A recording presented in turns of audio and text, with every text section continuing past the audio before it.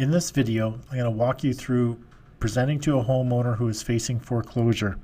I'm actually going to walk through the spreadsheet that you would use when you present to a homeowner. Now, these are homeowners who are facing foreclosure, not ones that have already been foreclosed upon. Those are, it's too late at that point. You're just going to have to buy the home at the auction or through the court system if it's a judicial listing. But these are, this is when you actually meet the homeowner who has just received their statement of claim, or they just received the letter from the bank that they're going to be foreclosed on. So what this spreadsheet does is it positions you as their savior, as somebody that's going to work with them and save their credit and make them more money in the end.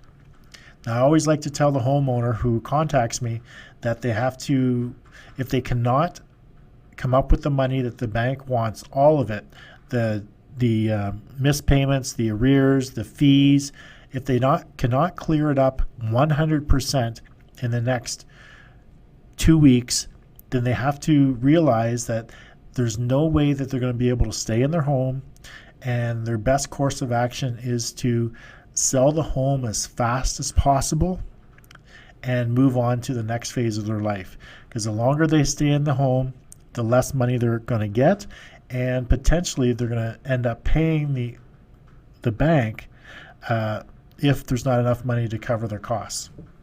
So I'm just going to run through this spreadsheet. I'm going to leave the protection off, and when it's in the members area, you're going to have the ability, the protection is going to be off, so you'll have the ability to change formulas or do whatever you like.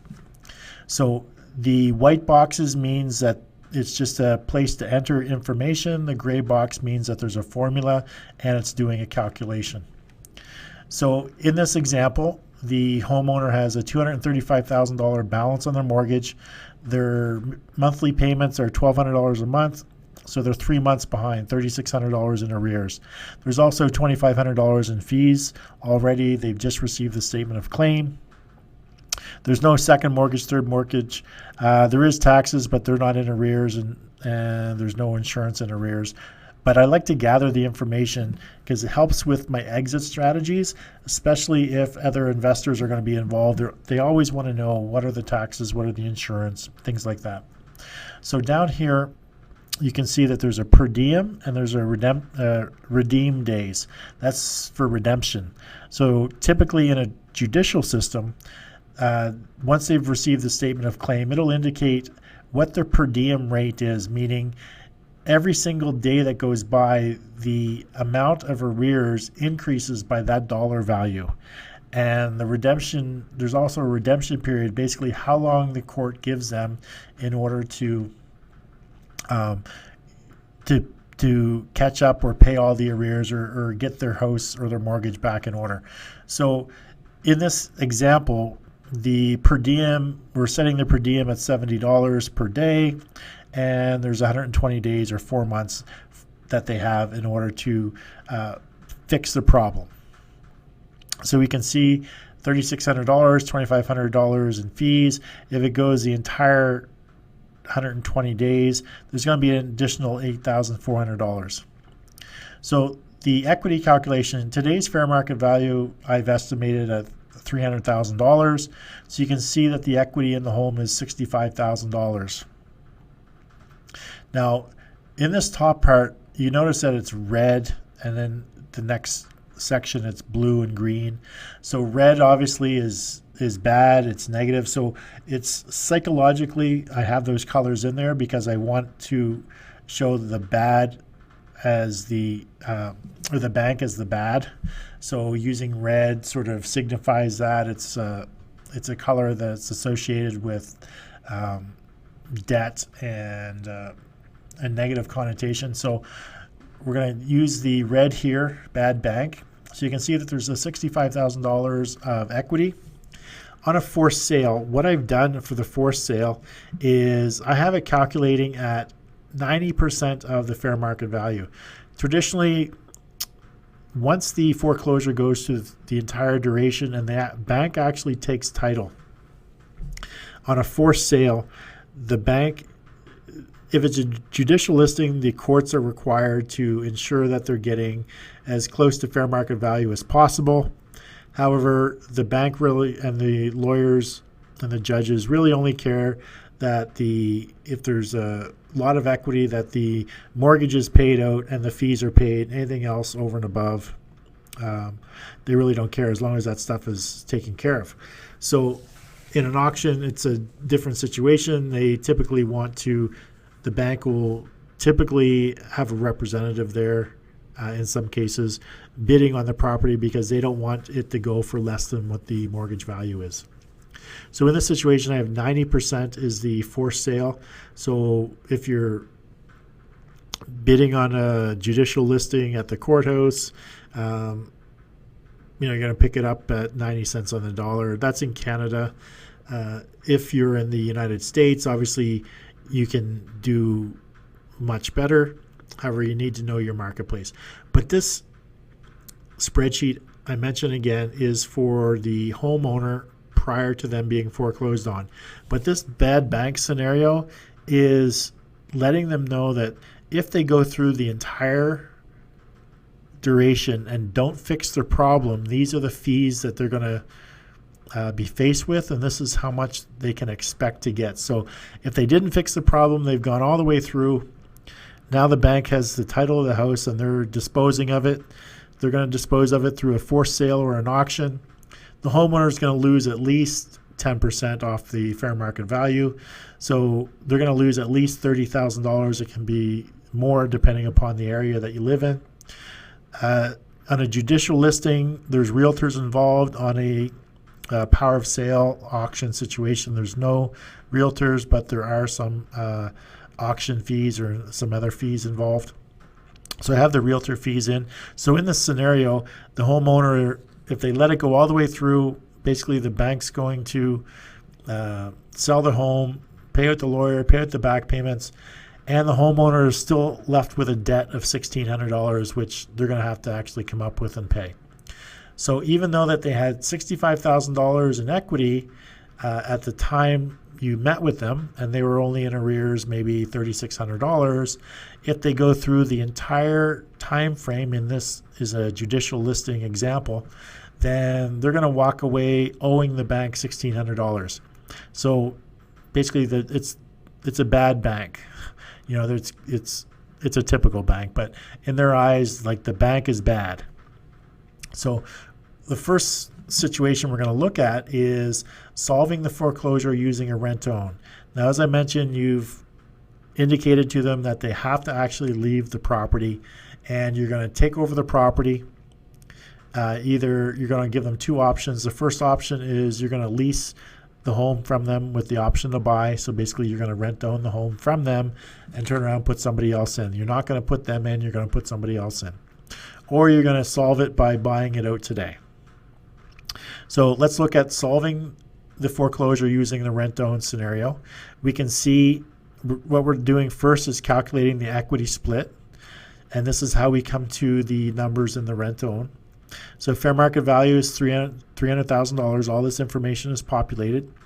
The mortgage balance is $235,000. That leaves $65,000 of equity. I charge a $10,000 foreclosure fee. So that's the fee for me to help somebody who's in foreclosure to do the work. I charge a fee of $10,000. That leaves $55,000 in the balance, and basically there's an equity split. So I just have the calculation here. What I've done is I've set it up so that if you want to change the percentages, you can do so. So right now I have it set so that if the equity here is greater than $60,001, then multiply by 50%.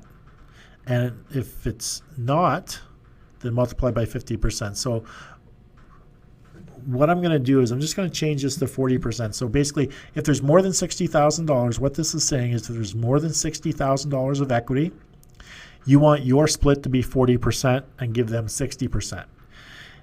If there's less than $60,000 of equity, you want to take 50%. So let's just see how this changes if I change that to 40%.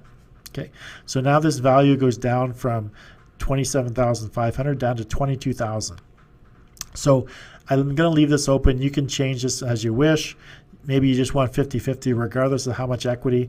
But what I've discovered, the more equity in there, the 50-50 might not work quite as well. So the more equity that's in there, take a little bit smaller percentage. It just makes the presentation look that much better. So typically, I like to keep it at anything over 60,000. I'm going to take 40%. 60,000 or less, I'm going to take 50%. So my split of the equity, remember I've got the 10,000 here, then I'm going to take another 22,000 of this equity right there. So if we go to the purchase price calculation, this is how much I'm going to purchase the home for at the end of the lease option. So at the end of the rent own, this is what I'm going to buy the home from the homeowner for. So you can see that the fair market value is $300,000. I'm going to subtract my $10,000 fee. I'm going to subtract my equity split of $22,000. So my purchase price to them is going to be $268,000 in 3 years from today. So basically, when you're solving a foreclosure using a lease option, you're not buying the house today. All you're doing is you're leasing it from the owner and having an option to purchase it in the future. Let's say the future being they have 3 years left on the mortgage. What you do is you go in and pay out the arrears. You pay out, or you start to make monthly payments. Obviously, once the homeowner is out of the home, you take over the payments, but you have a lease and an option on that property to then use it and turn it into a rent-own. So in the future, whatever the duration of the mortgage term that's left, you're going to buy the home from the owner at $268,000 somewhere in the future, however many months are left on the term of the mortgage. So here's your hero situation, what you're going to do, how much money the homeowner is going to make. If they work with you, let you lease option their property, they're going to get their $33,000 of equity at the close. The mortgage is going to pay down another $27,000. I calculated this already in advance. I did the calculation of the mortgage pay down on a 3-year term, I believe. Just used an average interest rate on the balance, and it paid down $27,000. So they're going to benefit from the $27,000 pay down. I'm going to take care of the arrears and the legal. So all of the arrears, the fees, and all of the lawyer work to get the mortgage in good standing and get it paid right up to date, I'm going to pay that out of my pocket today. I'm going to give them $2,000 as a moving expense. Maybe that's a little bit low. Maybe I'll give them $2,500 to pay for moving, and maybe I'll give them $2,000 for their first month's rent. So all in total, they're getting $75,621. So I'm helping them with their foreclosure situation. And you can see the bad bank, they're going to be a negative $1,600, and you can be their hero, and they can make $75,000 when the house sells in 3 years, and they don't have the foreclosure on their record. But you can also give them another scenario where maybe you're going to solve it by buying it today. And typically, you're only going to do this if the property has a fair amount of equity. Because if the property is, let's say the mortgage balance was $270 or $265, something like that, there was not a lot of equity there, I would never do a purchase. I would always just do a lease option, because there's not enough equity in it to do a straight purchase in order to make money, unless you're going to do a straight purchase and turn it into a lease option, and maybe there's no repairs needed. But to solve it, the foreclosure, just buying it today, again, we're comparing the bad bank against you, the hero. So there's $300,000 fair market value. Remember, 90% of that is going to be the forced sale price. You're going to take off the realtor. They're going to take off the lawyer. They're going to take off the back payments. Plus, remember, there's a mortgage payout of $235,000 owing. So the bank is going to take $271,600. However, there's only $270,000 coming in. So the homeowner, is actually going to owe $1,600. So you turn around. Now you have the magic information here. You know the bank is going to take $271,000. You know that they're going to owe $1,600. So that's why this is left blank for you to enter information. So what you have to do is calculate. You know the mortgage payout. This automatically calculates. This is the arrears, the current arrears, plus the per diem for 45 days. So basically, if it's going to take 45 days to close, you need to account for the 45 days of non-payment that the bank is going to charge. Plus, at the end, I put on an extra $1,500 here to pay your lawyer.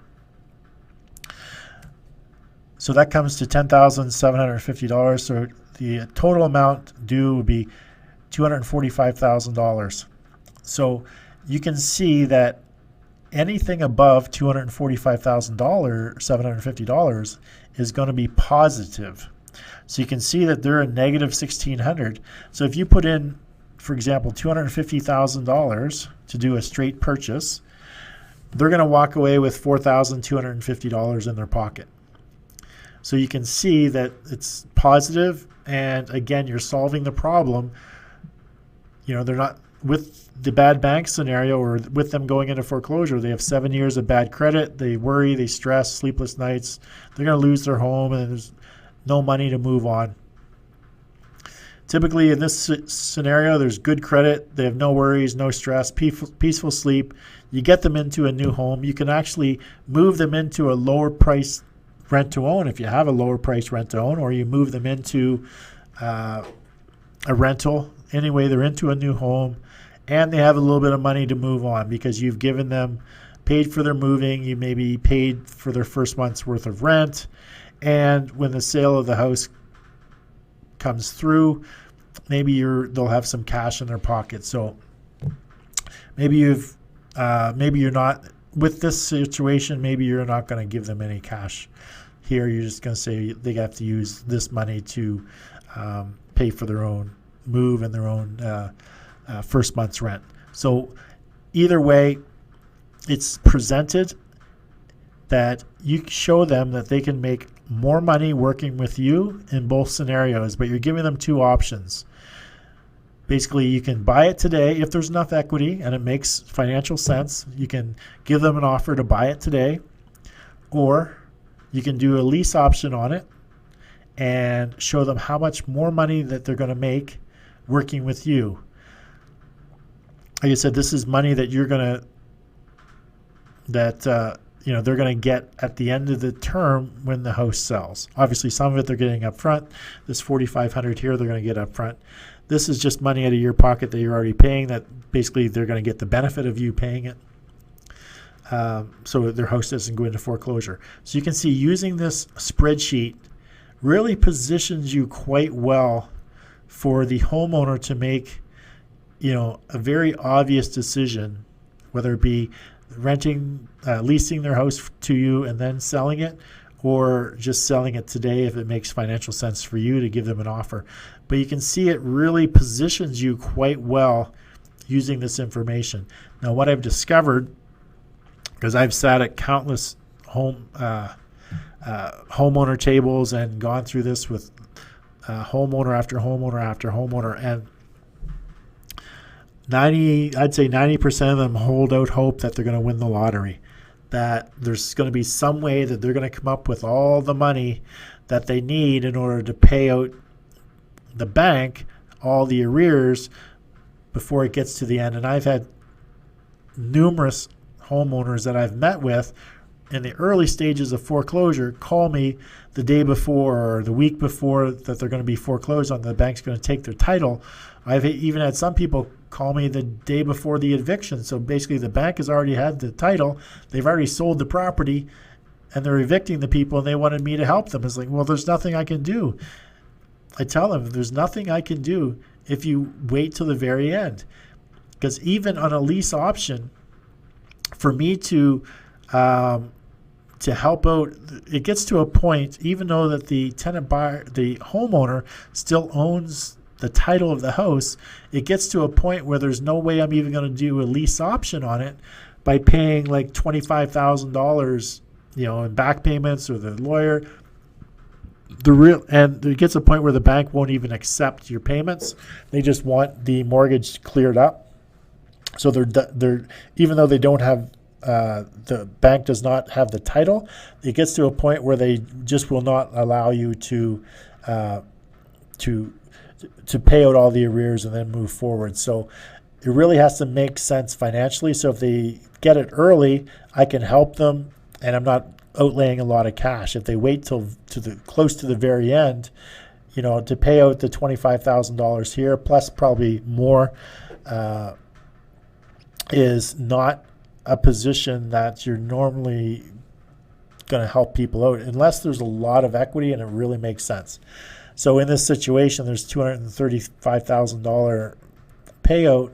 Maybe it's worth the $25,000 here, but I'm going to tell you that this price here is going to be lowered because, I'm spending the $25,000 up front. So it really depends on what stage of the foreclosure process that the homeowner comes to you in. So you gather all the information, but by using this spreadsheet, it really positions you quite well, whether it be a lease option or whether it be a buy now situation. It positions you extremely well to be able to make a deal with the homeowner. And if you use this in conjunction with the correct verbiage, the terminologies, embedding commands or asking the right questions, then you're going to have a much higher closing ratio meeting with homeowners who are facing foreclosure. So that's the presentation to owner to solve a foreclosure with a lease option. I hope you find this video and this spreadsheet useful, and you're able to put it to use in the near future and get yourself a few deals.